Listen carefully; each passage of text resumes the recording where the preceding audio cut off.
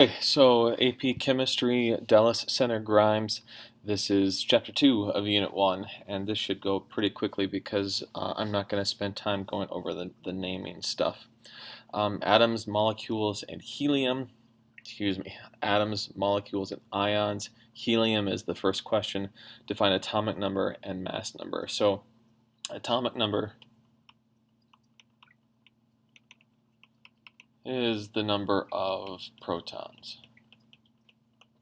Mass number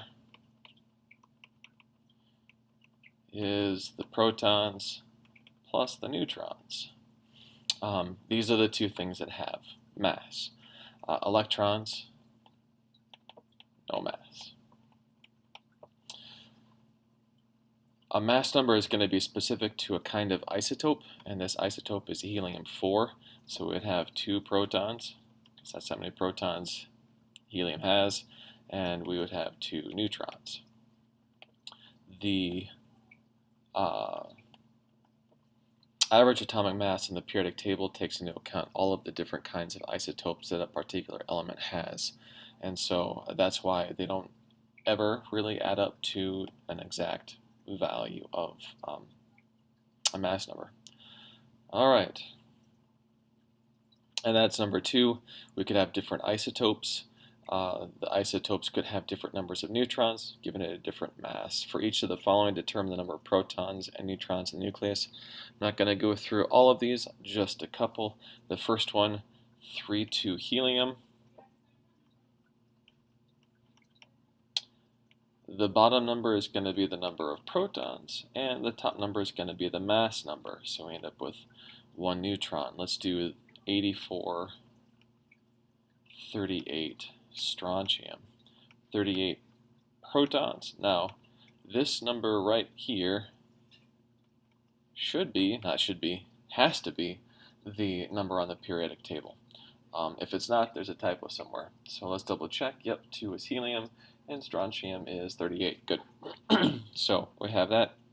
Now the number of neutrons is those two numbers subtracted, because again, this is the number of protons plus neutrons. So we have 6, what is that, 46, I think? I better double check. 84 minus 38 on my calculator is 46. Good, so that's 46 neutrons. All right, going on. We can go backwards. So Z is going to be the number of protons, A is going to be the mass number, so we have 11 on the bottom, 23 on the top, and if we look up on the periodic table, 11 protons is sodium. We can do the next one. 28 is the number of protons, 64 is the mass. This is going to be like after iron. Nickel is that answer. Okay. Define and give it examples of these guys. Boy, I'm going to skip over these, and then the ions. I'm hoping that you're able to do those. Let's see. Differentiate between elements. I really shouldn't. Sorry, I shouldn't skip over these just because I don't want to do them. Alkali metals are going to be group 1 of the periodic table. Alkali earth are group 2. Halogens group 17. Noble gases group 18. So that's how we can define them, is where they are on the periodic table, and you can give it examples. Lithium, magnesium, chlorine, neon. So there you go. Give an example of the following.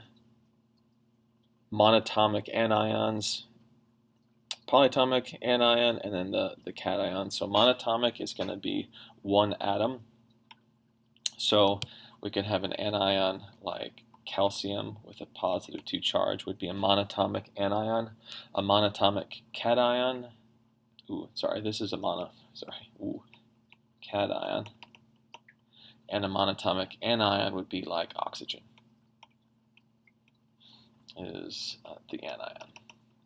Then if we do the opposite, the polyatomic cation, the only polyatomic cation that we really use is ammonium.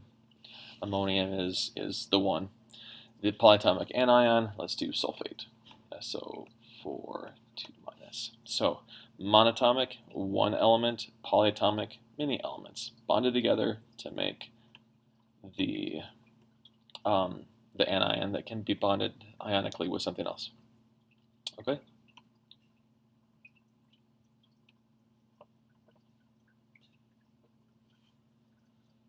Identify the number of protons and electrons in the following. Just a couple of these, A and B. Let's see, maybe I'll do E because it's a little bit. It's a different charge. So magnesium has a positive 2 charge, which means that it's going to have 2 less electrons than neutral magnesium does. So neutral magnesium has 12 protons and 12 electrons. That is magnesium with no charge. 12 protons and 10 electrons is going to be magnesium with a positive 2 charge. Same thing with oxygen. Oxygen is going to have 8 protons and 8 electrons for an oxygen with no charge. So it's have a negative 2 charge, it's going to have 2 more electrons. And then we could go on to potassium, which is letter E. That's only going to have 1 more. So potassium starts with 19 protons and 19 electrons would get us neutral potassium. Potassium with a positive 1 charge is going to have 18 electrons. Protons never change. If you change the number of protons, you change what element you're dealing with. All right.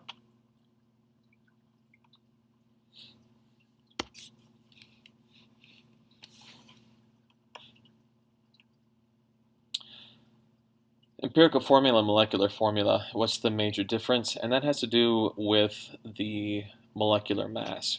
And we can talk about that down here when we get to some examples, but more specifically so you can understand. But the empirical formula is the lowest whole number ratio of the atoms in that element, where the molecular formula includes the molecular mass. For example, this guy here, letter A on number 11, the molecular formula is C2H. Oops.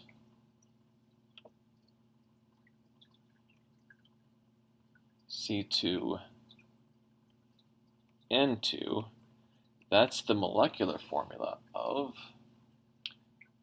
24 plus 28, 52 grams per mole. And its empirical formula is going to be CN, which is half of that. So we'll see this in chapter 3, but when you do an experiment and you come up with an empirical formula, we don't know what the molecular formula is because it could be any ratio, any whole number ratio of those 2 elements, or however many elements there are. So the empirical formula is the lowest whole number ratio, where the molecular formula is the actual chemical formula. In order to get the actual chemical formula, you need the molecular mass. And so again, we'll look at problems that involving that concept in chapter 3. But as we go on, the empirical formula for these is CH. C is going to be just that, C9H2O. All I'm doing is reducing. So we're reducing the ratios, ALBR3. And then E is going to be the same. Can't reduce that. Has to stay in whole number ratios. So you can't reduce this to NO2.5. Can't do that. All right, naming. I have a whole another 20-minute video on naming chemical compounds, and the answers to 12 and 13 are on the website.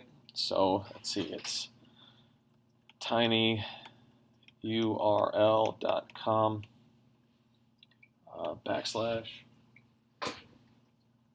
/HYFVJSS, and that is a V.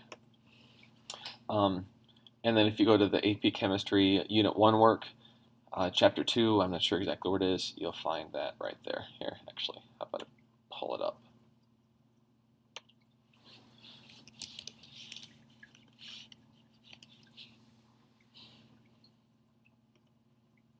There's 1 through 3.